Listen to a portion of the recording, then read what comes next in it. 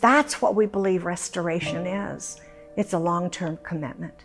It is a finding out about the person, finding out about the people, and figuring out a way for them to be able to choose to come out or to choose to come out with their children. That's restoration, and it's rescue. Hello, and welcome to Invading the Darkness, stories from the fight against child sex trafficking, featuring Linda Smith, the founder of Shared Hope International. Join Linda as she shares stories from her 23 years of fighting the battle of domestic minor sex trafficking. Our desire is that each episode of Invading the Darkness will help you understand the importance of fighting child sex trafficking, as well as equip you to join in that fight. In this episode, Linda shares her perspective on rescue-oriented solutions. She contrasts rescue with restorative initiatives and shows that, in the end, complete restoration is true rescue. Not very long after I started helping to build the other villages around the world, I started realizing there was something here. I didn't know for sure what it was, but I started reaching out and talking to other people called prostitutes. Thought if that's a place to start, maybe it would be a place I could get some insights. Well, I ended up finding some powerful women who were working and ministering to those the world calls prostitutes. Some of them were kids, some were women, and they were going out to the streets. They were establishing safe houses where they could come and clean up, maybe not even stay, but be treated with dignity. And one by one around the nation, I realized I was late in coming to the work that they'd been doing for a long time, which is often the case in the history of this. We just start in the movement somewhere with somebody or with a little bit of knowledge. Started realizing that they were treated as children, as prostitutes. They were shunned. They weren't given services. And even at the time that I was talking to them, a few years back now, these women would be reflecting on how they'd been treated so shamefully and called prostitutes when they were prostituted children that just started to have birthdays. Well, I started learning from them.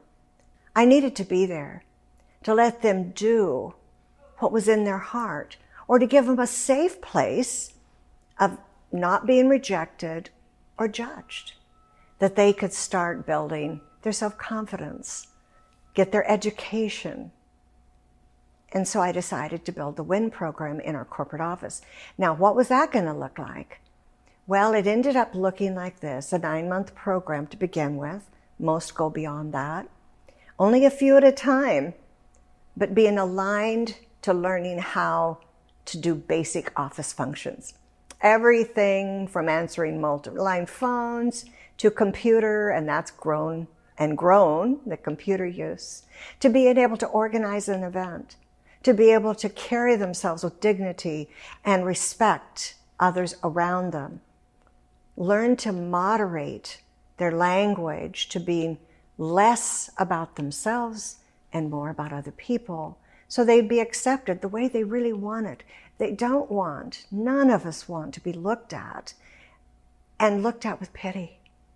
They were people, they had dignity and pride, and they didn't want to be treated and looked down on. And unfortunately, many services or ministries tend to do that. They don't mean to, but they just feel sorry for the person. So they approach them that way, and yet they will reject their love and concern because they could see in the eyes the pity. So we started a program where actually you wouldn't even know who had been trafficked anymore within Shared Hope and in our offices. But we started seeing women blossom. We ended up seeing some like to go into event planning, some into speaking, some just loved the organization of an office. They like to inventory, they like to organize, and that was their skill set. We've had 2 that have become very strong in accounting. That's restoration, but it's also rescue. One of the women who came into the program years ago, she came in with 3 little kids. She didn't look up at you. She wouldn't look you in the eyes. We started with just basic functions she could do well, and she did. A lot of affirmation, a lot of support.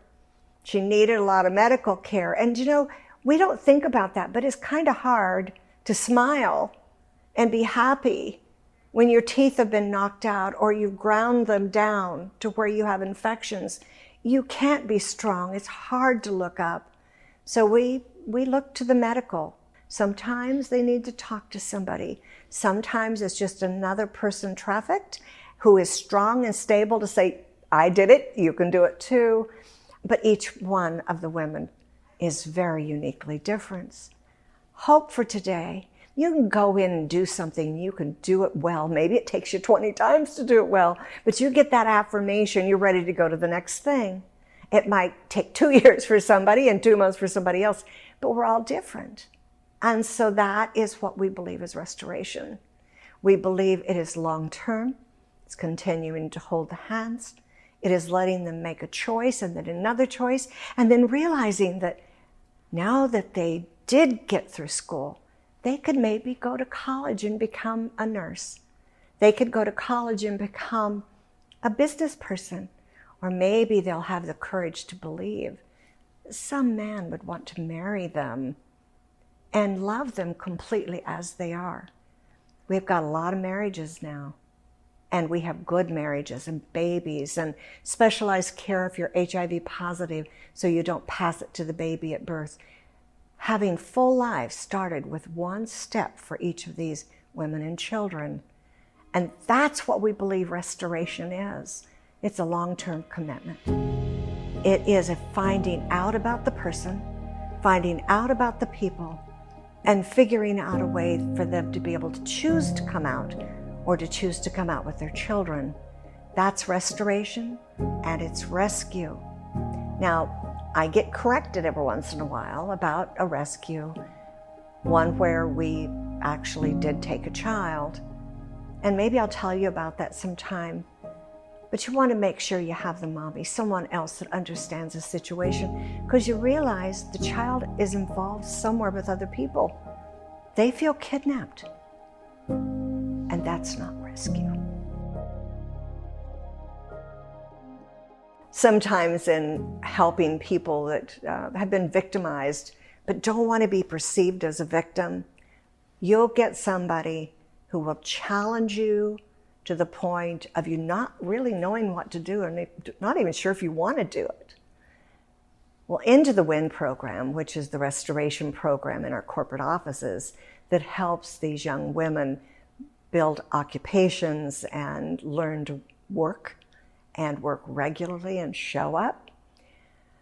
I ended up meeting a young woman who was sent to me by a man who worked at a church program. It was a place for the street kids to come off and a big gym. And he said, there's a volunteer, actually she was on community service. She just got out of prison. But he said, there's this young woman and she's one of your girls, and one like you help. And he just kept going on. And I said, okay. And he started telling me a little bit about her. I said, well, I think this would be best. We just have dinner together after church in a group. I said, why don't we just have a group dinner? We'll just go and you just make sure that you and she sat beside me and you introduce me. So he told her he was bringing her to introduce me, and we started visiting. I knew just enough to know that she'd been trafficked as a child. She didn't act like a victim at all. She was kind of, if you ever picture somebody with their arms crossed, she had a bit of a countenance, and yet there was something strong within her. So I said, well, this is what we have at Shared Hope. We have this program where you can learn. Now, remember, she was trafficked young. Her stepfather had trafficked her. You don't know that, but maybe I'll tell you some more later. And she didn't go to school. He started prostituting her out of the basement at 9. And this long story, she ended up in prison. And so even though she'd had some basic education in prison, she really didn't have an education. So it would take us being sure that she was literate, she had enough education to build on, but she could apply. Now, I don't bring people into that program personally because there needs to be people who have walked in her shoes, that understood what it would be to be homeless or out there or lonely or brought into America as a child themselves. So I told him, this is a girl that I'd like you to interview, but you make the choice if she's ready for the program. Well, they came back with exactly what I thought. She's got an attitude, but we think she's going to be great. She learned like a sponge. You could tell she was smart. Even though she had an attitude, her supervisor had an attitude too. So she understood her. It was really quite a ride. We made her an employee because she had a felony on her record, and it's very hard to rent or get a job, much of anything, when you're a new felon out of jail.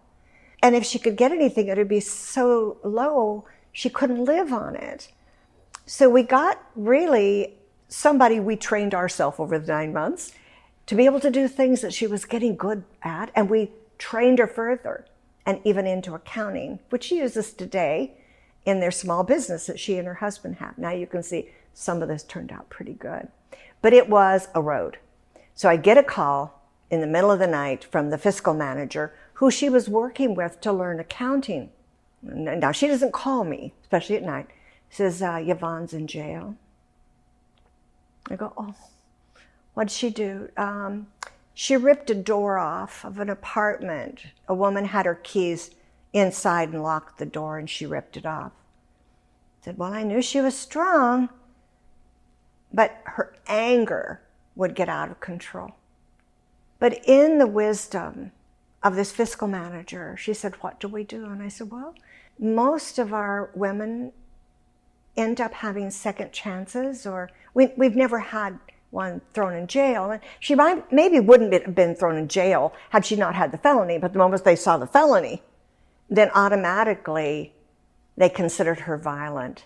Now this was years and years and years ago, and when she was a child, but it was tracking with her until she was this young 20-some-year-old adult. So we decided that she would not get paid for the days that she served in jail. Her penalty would be that. She needed one because she was learning to not be violent herself. But she was brought back in. She went to work. She just had a short check the next time. Now, that wasn't the only time she got violent. She threw a cup of coffee at a man outside who looked at it wrong. But over 4 years, yeah, it took a while, of her being an employee of Shared Hope, she became this gracious woman. She had 2 babies that she had had going in and out of prison in the last part of her finally leaving prison, and had lost them. She got them back in that 4 years. She learned how to be a mother. She married. Yes, every time she'd come back, she'd find the same guy on the street she loved. He cleaned up and they married. This love story is just awesome. They own a business. They own their home now. Their credit has been rebuilt. But what a miracle from a time when I would get a call if I would verify and stand with this young girl so she could rent a place. A long way from that. Story of restoration, but it was one person at a time. Whether it was the man at the gym that just knew she deserved better, or if it was the fiscal manager who just kept trying over and over, who finally Yvonne just wanted to please. And then she did so well. These are people that were just stepping stones. And we walked together for 4 years and hundreds of thousands of dollars to be sure that she could stand on her own feet and be the woman that God intended her to be, a strong, victorious mom, a great wife, and a person that now goes into the prisons and speaks to these women to give them hope that they can be like her. They don't have to go back out and be what the world intended them to be. So yes, restoration is rescue. Doesn't happen in 30 days, Doesn't happen in 3 months, doesn't happen in 3 years. It's a process of us as a society, and some of us individually, standing and walking arm to arm with people who've been victimized by the act of trafficking.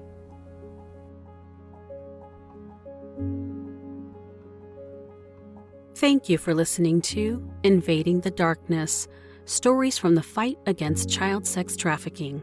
If you would like to learn how you can help put an end to child sex trafficking, please visit sharedhope.org/takeaction. New episodes of Invading the Darkness are released every Tuesday at 9 a.m. Pacific. If you have enjoyed this episode, please consider leaving us a 5-star rating as well as a written review.